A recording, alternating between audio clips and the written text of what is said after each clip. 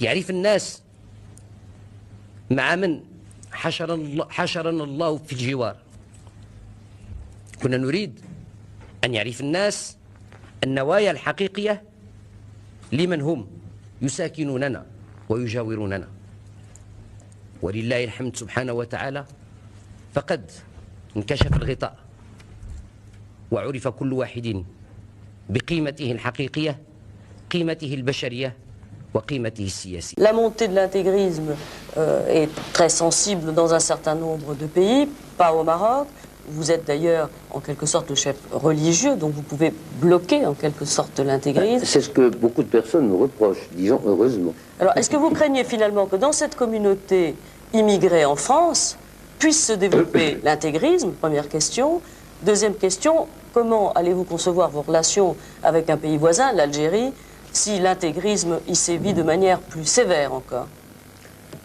Madame, d'abord, je voudrais mettre au point, d'une façon générale, une question de dictionnaire. Il y a le fondamentalisme et l'intégrisme. Je suis fondamentaliste. Les Marocains sont fondamentalistes. Les intégristes, c'est l'école de Khomeini. C'est différent. Nous sommes des fondamentalistes. Les Algériens, eux, sont des fondamentalistes. Il n'y a pas...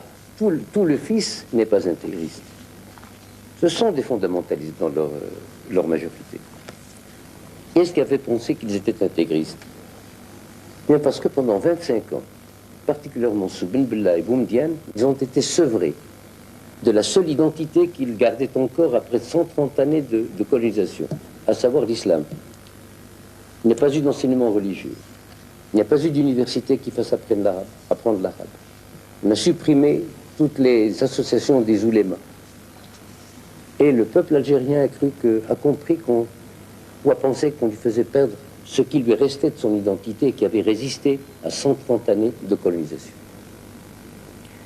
Le fait qu'on ait laissé faire a créé un vide immédiatement qui est venu se remplir par la révolution agitatrice, démagogique, destructrice des intégristes. Mais je puis vous assurer que je connais les Algériens. Ce sont des gens religieux, ils sont pratiquants. Ils ne demandent qu'à pratiquer dans le bon cadre. Et je pense que maintenant les responsables politiques algériens